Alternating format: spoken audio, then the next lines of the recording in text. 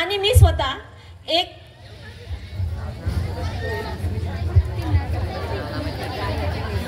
आम्रपालीच्या भूमिकेमध्ये आहे शुभांगी लिहितकर आणि या नाटकाची संकल्पना आणि लेखन आणि संवाद शुभांगी लिहितकर म्हणजे माझंच आहे. सर्वांना जय भीम. आणि आपण आता थोड्याच वेळात आपण नाटकाला सुरुवात करूया.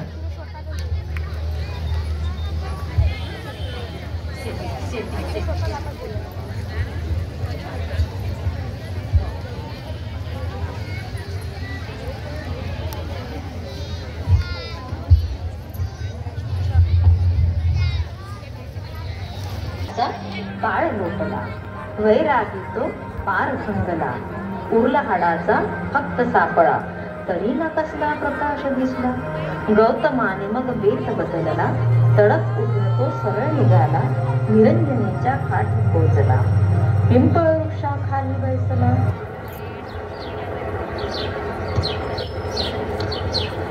त्या काळी पूर्वेला येथे सेनानी नावाचे गृहस्थ निवास करीत होते. सुजाता त्यांची कन्या. सुजाताला बरेच वर्ष झाले मुलबाळ झाले नव्हते, म्हणून तिने वटवृक्षाला नवस केला. तिला जर पुत्र झाला तर ती दरवर्षी त्या वटवृक्षाची पूजा करणार होती. तिची दासी पण्णा. तिने पण्णाला सांगितले की तू जा आणि पिंपळ वृक्षाची जागा स्वच्छ करून ये, आज आपल्याला पूजा करायची आहे. पण्णा, ए पण्णा, इकडे ये बरं. होय महाराणी,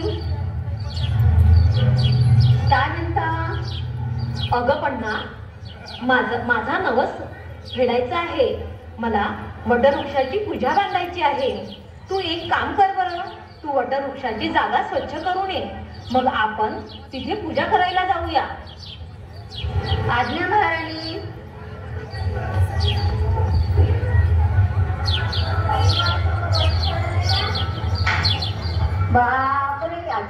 बापरे आश्चर्य, मी हे काय बघत आहे? साक्षात वृक्ष देवता प्रकट झाले. बापरे, मला खूप आनंद झाला. चमत्कारिक साक्षात वृक्ष देवता प्रकट झाले. ही आनंदाची बातमी मी माझ्या महाराणीला जाऊन सांगते. मला खूप आनंद झाला, खूप आनंद झाला. बापरे, काय अद्भुत पाहत आहे मी. चला चला, लवकर जाते मी आणि महाराणीला ही सांगते.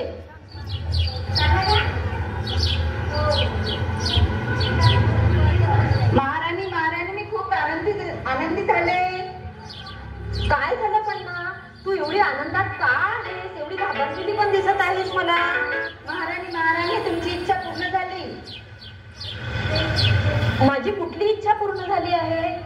साक्षात वृक्ष देवता प्रकट झाले आहे आणि ते ध्यानस्थ बसले आहे. चला लवकर तुम्ही.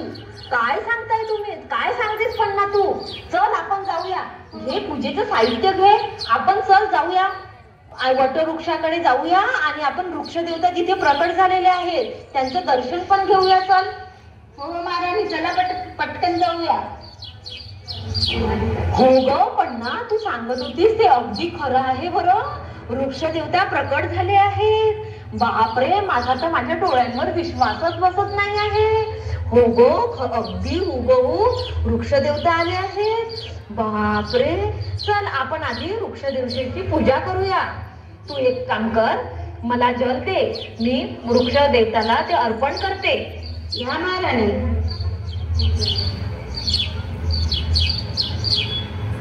मला ते फुलं देशील काय तू?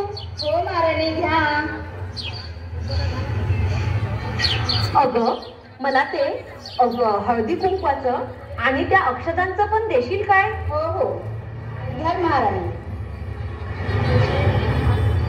आणि ते मला सुवर्णपत्रातील खीर पण दे, मी वृक्ष देवताला ते अर्पण करणार. हो महाराणी, घ्या खीर. वृक्ष देवता, मी सुजाता, मी खूप वर्षापासून या वटवृक्षाची पूजा बांधत आलेली आहे आणि मला या वटवृक्षाच्या पुण्य प्रभावाने माझ्या सगळ्या इच्छा आकांक्षा पूर्ण झालेल्या आहेत. या वटवृक्षाने मला खूप काही दिलेले आहे. मला एक सुशील पती आणि गोंडस बाळ पण झालेला आहे या वटवृक्षाच्या पुण्य प्रभावाने. आपण माझी पूजा स्वीकार करावी. मी हे सुवर्ण पात्रातील खीर तुम्हाला अर्पण करत आहे आणि मला तुम्ही शुभ आशीर्वाद द्यावा. चल पन्ना, आपण जाऊया. होय महाराणी. होय पन्ना, आता माझा नवस पूर्ण झालेला आहे. वृक्षदेवताने मला साक्षात दर्शन दिलेले आहे आणि मी माझा नवस पण फेडलेला आहे. आता माझा नवस पूर्ण झालेला आहे.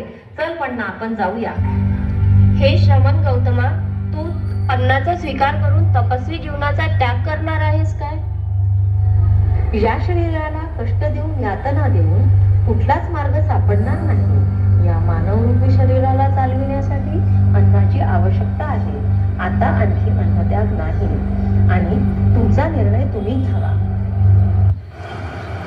श्रमण गौतमाने सुवर्ण पात्रातील खीर घेऊन ते निरंजना नदीकाठी गेले आणि तिथे जाऊन त्यांनी त्या पाण्यामध्ये स्वच्छ आंघोळ केली आणि नंतर ते सुवर्ण पात्रातील खीर त्यांनी प्राशन 36 व्यासामध्ये ती प्राशन केली आणि त्यांचं तनमन असं प्रफुल्लित झालं. त्यांना अन्न ग्रहण केल्यानंतर खूप छान वाटू लागलं आणि त्यांनी मनाशी एक निग्रह केला. ते म्हणाले, ते स्वतः मनाशी म्हणाले, मला जर बुद्धत्व प्राप्त होणार असेल तर हे पात्र प्रवाहाच्या वरच्या दिशेस वाहत जाईल, अन्यथा प्रवाहाच्या खालच्या दिशेस जाईल. आणि त्याच वेळेस ते पात्र प्रवाहाच्या वरच्या दिशेस वाहत गेले आणि तथागतांचं मन अगदी आनंदाने प्रफुल्लित होऊन गेलं. कारण त्यांना वाटलं की माझा जो मार्ग आहे तो अगदी योग्य आहे. मी ज्या मार्गावर चालत आहे तो मार्ग अगदी योग्य आहे आणि मला आता नूतन वर्षाचा मार्ग आता मला सापडणार आहे. मला बुद्धत्व प्राप्त होणार आहे. आणि त्यांनी त्याच वेळेला मनाशी एक निग्रह केला. बुद्ध स्वतःशीच बोलले, माझ्या शरीरावरील मांस गळून गेले तरी चालेल, देहात त्वचा, मज्जा आणि अस्थिच उरल्या तरी चालेल, पण मला बुद्धत्व प्राप्त झाल्याशिवाय मी हे स्थान सोडणार नाही. बुद्धाने ज्ञान प्राप्तीसाठी एक पिंपळ वृक्ष शोधला. जो पिंपळ वृक्ष पूर्व दिशेला होता आणि सकाळी सूर्य तो त्यांच्या चेहऱ्यावर पडेल अशा ठिकाणी त्यांनी ती जागा शोधली आणि ते पिंपळ वृक्षाखाली ध्यानस्थ बसले.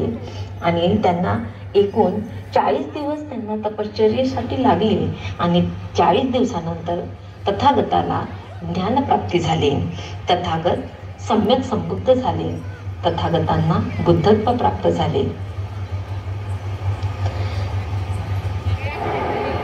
तथागत सिद्धार्थ गौतम बुद्धाला ज्ञानप्राप्ती झाली आणि ते बुद्ध झाले. पशुपक्षी आणि मानव प्राणी आणि स्वर्गातील देवी देवता पुष्पवृष्टी करू लागले आणि सर्व आसमंत दुमदुमून गेला.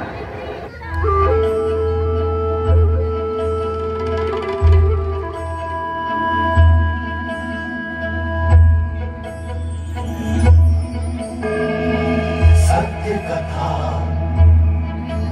पुरुषार्थ कथा, सुनो सुनो सिद्धार्थ कथा. सत्य कथा,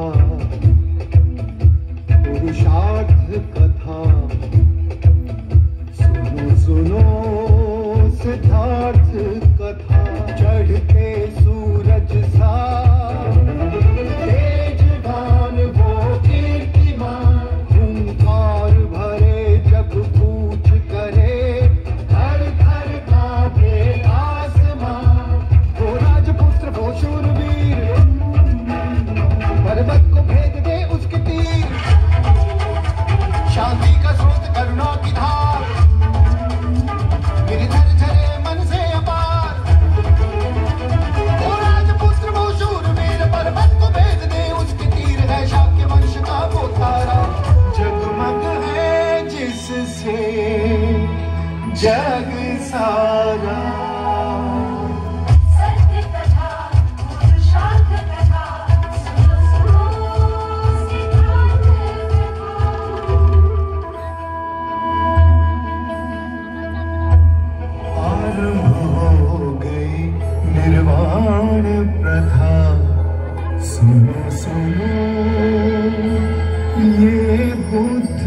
कथा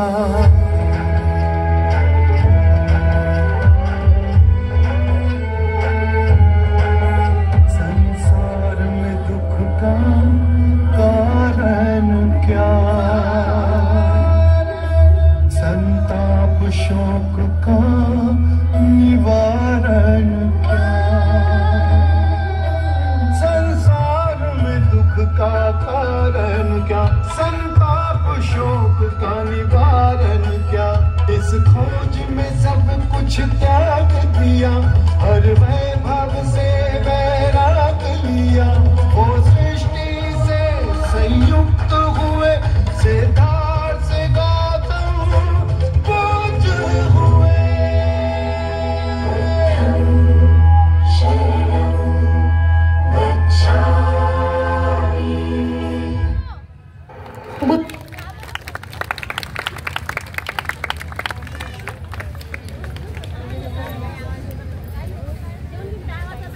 स्वतःशीच बोलले, निसंदेह मला धम्माचा मार्ग गवसला आहे, पण हा धम्म सामान्य माणसांसाठी स्वीकारणं आणि आचरणात आणणे महाकठीण आहे.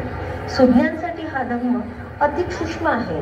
जर मी माझा धम्म कथन केला आणि इतरांना समजलाच नाही किंवा त्यांना समजला पण त्यांनी स्वीकारलाच नाही किंवा स्वीकारला पण आचरणात आणलाच नाही तर त्यांना कष्ट होतील आणि मला क्लेश.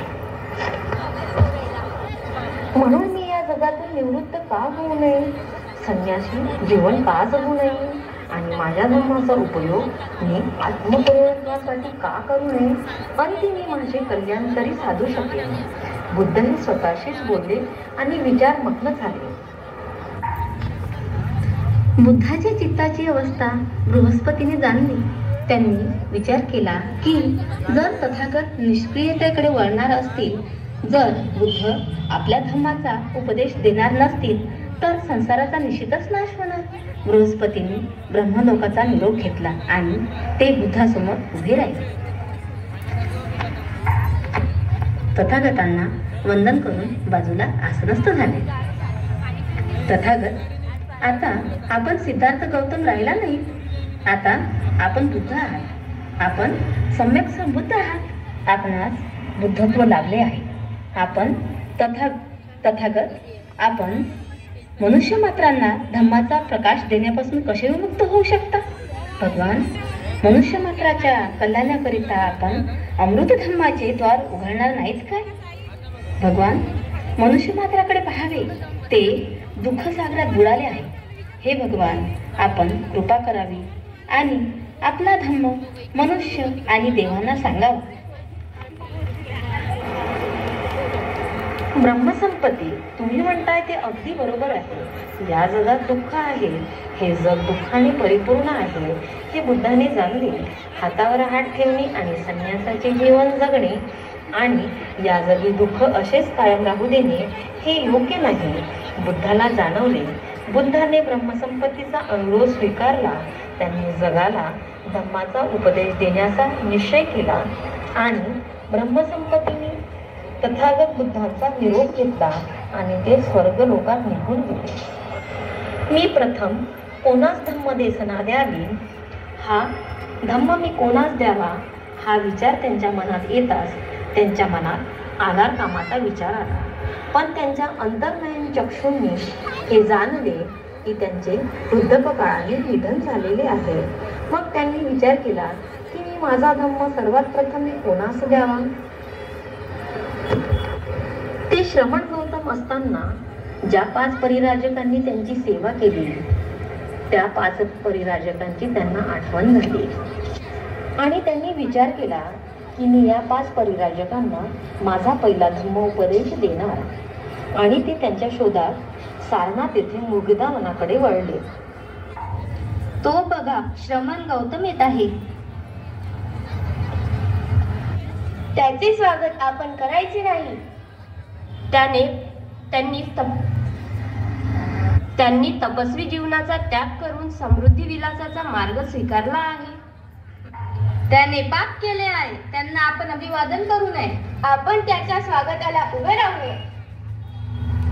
या तुम्ही स्थान ग्रहण करा. आताही तुझा संन्यासी जीवनावर विश्वास आहे? आताही तुझा संन्यासी जीवनावर विश्वास आहे? बुद्धाने नकारार्थी मान हलवली. तथागत परिराजकांना म्हणाले, एखाद्या पुण्यवानाला व्हायचे असेल तर त्याने पावन पथाच्या मानवतेनुसार जीवनाची पुढील तत्वे पालन करायला हवे. एक आहे कोणालाही आहत न करणे, हिंसा न करणे. दुसरे आहे चोरी न करणे किंवा दुसऱ्याच्या संपत्तीवर आपला हक्क न सांगणे. तिसरे आहे सत्य कथन न करणे. चौथे आहे व्यभिचार न करणे. आणि पाचवे आहे मादक द्रव्याचे सेवन न करणे.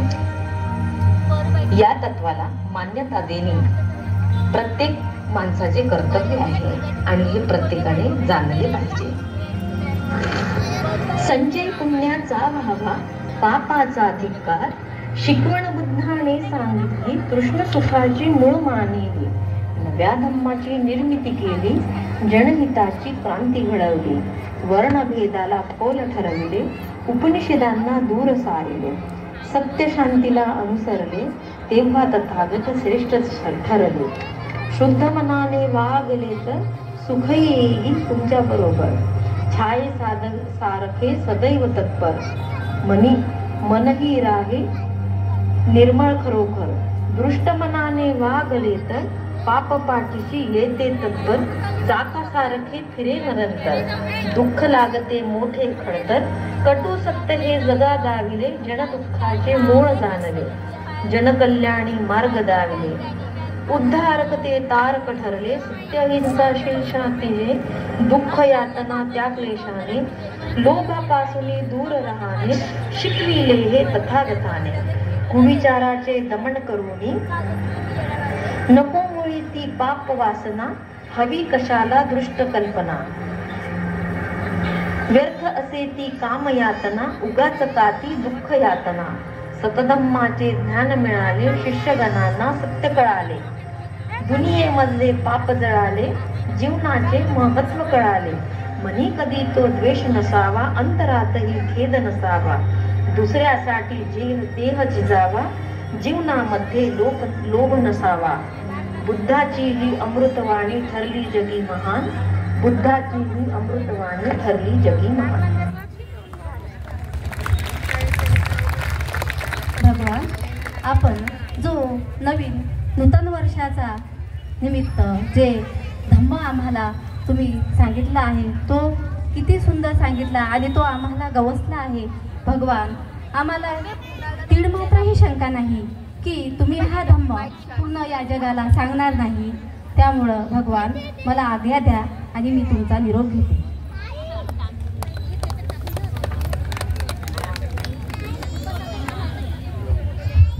इथे आपली छोटीशी नाटिका समाप्त झालेली आहे. एकदा टाळ्या वाजवून आम्हाला प्रतिसाद द्यावा, कारण पुढल्या वर्षीही आम्ही या स्टेजवर आलो पाहिजे असं आम्हालाही वाटतं. म्हणून तुमच्या टाळ्यांच्या त्या प्रसादातून आम्हाला जाणवलं पाहिजे. म्हणून आणखी एकदा जोरात